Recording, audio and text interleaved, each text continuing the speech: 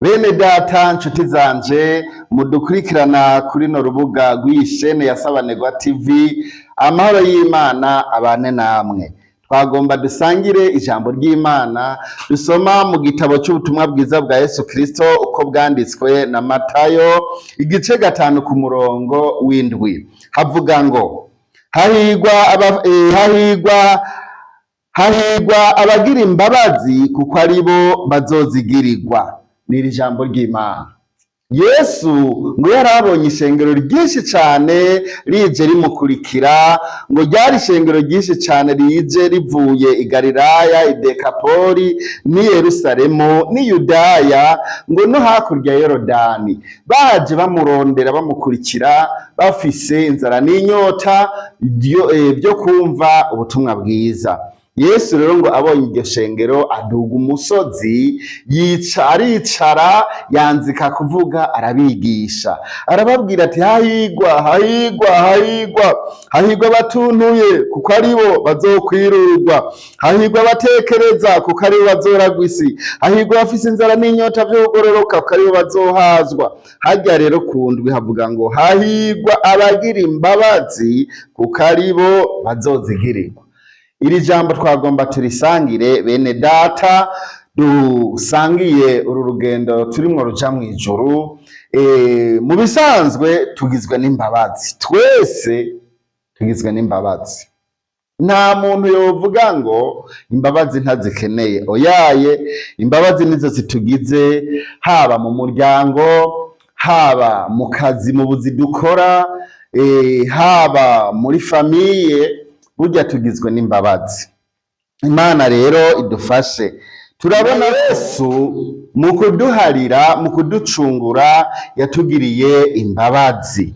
Igihe bariko baramubamba, igihe bariko baramukubita, yadusabiye imbabazi, asabira imbabazi abariko baramwica, aravuga ati data nubaharire kuko batazi ico bakora. Ayo majambo uzoyasoma mu gitabo c'ubutumwa bwiza bwa Yesu Kristo ko canditswe na Luka igice ca 23 ku murongo wa 34, ingene Yesu yahariye abariko baramwica. Turabona uyundi yagiriye imbabazi abariko baramwica, n'uwitwa Stefano, nawe nyene yavuze amajambo nk'ayo, arababwira ati data aba bantu ntubaharure kwicaha. Stefano aca abona mw'ijuru, abona abamarayika, abona Yesu, nuko aravuga ati data aba bantu ntubaharure ko icaha, kuko yari yuzuye mpwemu yera, yuzuye gutanga imbabazi. Turabona n'uyundi yahariye abariko baramugirira nabi, n'uwitwa Yosefu. Yosefu murazi ko yagurishijwe na bene wabo, bamaze kumugurishwa ajanwa muri Egiputa, ntibari bazi icyo agiye gukora, muri rusangi bari babaye nk'abamwishe. Kandi murazi ko na se wabo bamubwiye ngo igikoko cyaramuriye, arihebura araheba. Nuko ngo bafata impuzu ya Yosefu bayisiga mu maraso y'igikoko, bayishira se, baramuhebuza ati ehe n'impuzu iwe twayitoye mw'ishamba aho igikoko camuririye. Muri make bari bamwishe. Ariko Yosefu yarabagiriye imbabazi ca gihe bamaze kubona muri kiriya gihugu ca Egiputa, yarabagiriye imbabazi kuko yaributse yuko tugizwe n'imbabazi. Ubwo butumwa uzobusoma mu gitabo c'Itanguriro igice ca 45 ku murongo wa 1, ayo majambo uzoyisomera. Ivya Stefano uzovyisomera mu gitabo c'Ivyakozwe n'Intumwa igice ca 7 ku murongo wa 54 ugeze ku murongo wa 60.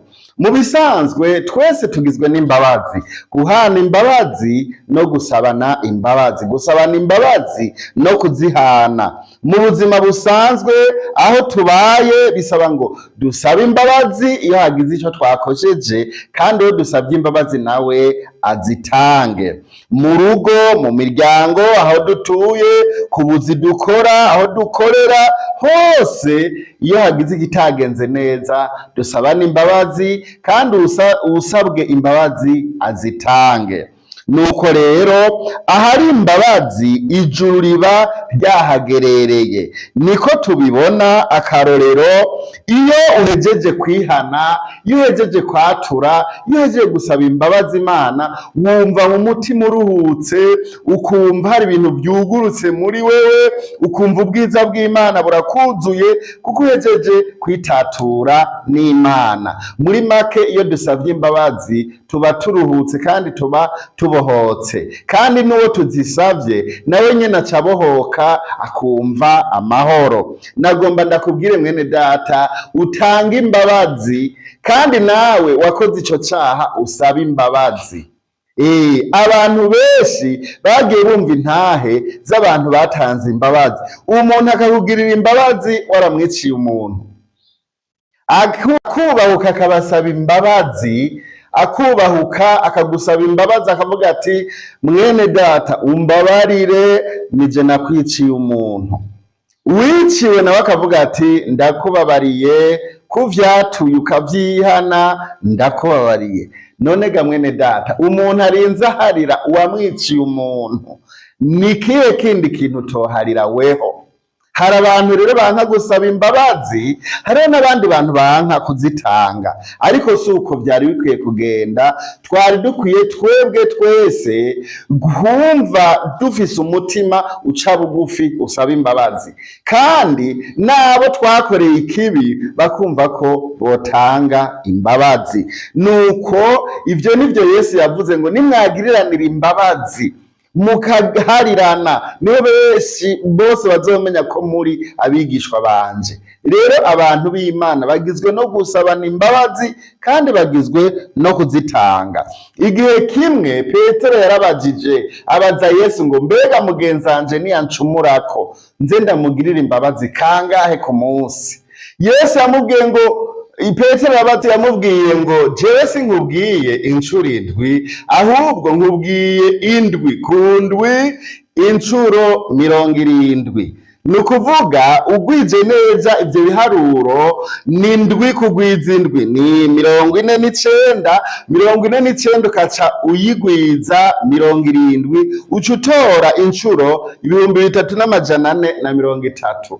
Ngaho ico nico gitigiri Yesu yavuze umuntu niyagucumurako uzomugirirako imbabazi. Mbega ku munsi uwo muntu yogucumurako ivyaha 3430 ninde? Ku munsi, pana mu mwaka, oya, ku munsi amakosa 3430. Yesu niyo yavuze ko niyakora ivyo bintu bingana ukuzumuharire izo ncuro ku munsi. Vyumvikana ko ni imbabazi zitigera zihera. Uyu mu gatondo yagucumuyeko akagusaba imbabazi, mubabarire. Mwene so niyagutsitarako akagusaba imbabazi, mugirire ikigongwe, kuko iyo umuhariye mwese muca mubohoka. Wewe urabohoka nawe akabohoka, mukaca mwumva amahoro mwese. Muri make rero nagomba mvuge ko imbabazi nizo zitugize muri sosiyete no mu gihugu. Mu buzi bwose dukora, aho dukorera, bisaba guhana imbabazi. Ntuzobone mwene se agutsitaje cyangwa kugiriye nabi, hari igihe biba bitamuvuye ku mutima, ugasanga ikosa ari gukoreye ariko atariteguye. Muharire, mugirire ikigongwe, na Yesu yaraguhariye. Wibuke ko nawe hari amakosa menshi wakoze imbere y'Imana, ariko usabye Imana imbabazi, Imana ikakubabarira. Ayo majambo uzoyasoma hajya ubutumwa bwiza bwa Yesu Kristo uko bwanditswe na Matayo kijya gice ca 18 ku murongo wa 34. Uzohabona ingene hari umugabo yari afitiye, Yesu yaciye umugani umugabo yari afitiye ideni umwami. Hanyuma uwo mwami aravuga ati uyu muntu ategerezwa kundiha ivyiwe vyose, canke se mfatire itunga ryiwe n'abana biwe n'umugore n'iki bintu vyose bikomoregwe umwami. Uwo muntu avyumvise aragenda asaba Imana, asaba uwo mwami imbabazi, aritembagaza asaba imbabazi ati mbabarira. Uwo mwami aramubabarira. Uwo muntu atashe avuye guharigwa, ageze mu nzira ahura n'uwo afitiye idenari 100. Ibaze nawe, bamuhereye amamiliyoni umugore wewe ahuye n'umuntu amufitiye 100 aca aramuniga mw'izosi, aramunigiriza ngo ntumva ngaho utampaye amafaranga yanje. Induru iraba induru bishikira umwami. Umwami aca aravuga ati nimumuzane, aca amushira mu gasho ati narakubabariye nawe waranse guharira, ja mu gasho uzovayo byose ubindishe. Nimutaharira abantu namwe Imana ntizobababarira. Ico kigisho kivuga ko dukwiye guharira abantu kuvyo batugiriye nabi kugira ngo natwe Imana itubabarire. Muri make umwana w'umuntu yama mu makosa kuko twambaye umubiri ushobora gukosa, umubiri ushobora gushavura, ariko bigahera mu kanya. Bisaba rero guca bugufi ugasaba imbabazi kuco wakoreye nabi mugenzi wawe kandi nawe akakubabarira. Muri make ivyo nivyo Imana igomba ku bantu bari mu rugendo ruja mw'ijuru. Mwene data uriko urankurikirana, saba imbabazi kuri kirya kibi wakoze, kandi urya wagikoreye nawe naguha imbabazi. Niko tubayeho muri ubu buzima, dukwiye guharirana nkuko na Yesu yaduhariye. Murakoze, turabashimiye. Mufyonde subscribe, mugire partage. Uyu munsi twakwije aba subscribe 4004. Turashimira cyane abantu bafyonze sabone, abantu badukurikirana. Sabone rero ukuntu yifyonda, ufyonda sabone bakaca bakwereka agakengeri, kajya agakengeri nako nyine ugafyonda ko irindi rimwe, ugafyonze ko kaca kavivugwa, ucubona hagiye ko vi, kandi nako kakaca gahinduka kakirabura. Igihe ukoze uko uzokwama ikiganiro cyose yigiyeko canke ijambo ry'Imana rigiyeko rica rigushikira mu bambere. Dushimire aba diaspora bo hanze badukurikirana, abanyamerika turababona, mu Canada, Australia, abo mu Buhinde, aba Indonesia, muri Philippines turababona, muri Danemark, muri Kenya, mu Rwanda, Zambia, Tanzania n'ahandi henshi, mu Bufaransa turababona badukurikirana, muri Afrika y'Epfo n'ahandi henshi cyane ku mugabane wa Buraya. Turabashimira cyane. Imana ibahezagire, mushishikare kudushigikira mwiri vuga butumwa, mufyonda sabone, jeme ariyo like, subscribe, eka mufyonda na mugira na partage kugira ngo ubutumwa bushike kuri benshi bashoboka. Twige gusabana imbabazi kandi n'abazisabwe bazitange, aho niho tuzoba turiko turaja mw'ijuru, kuko Yesu twigana nawe yaraduhariye, kandi twari abanyabyaha, twakora ibintu biteye isoni, ariko Yesu yaraduhariye. Nawe rero tanga imbabazi mu gihe mugenzi wawe agukoshereje, mubabarire. Nibwo buzima bwiza kandi niryo juru rito. Iyo muhariranye bigenda neza, amahoro y'Imana acaba muri mwebwe mwese. Imana ibahezagire.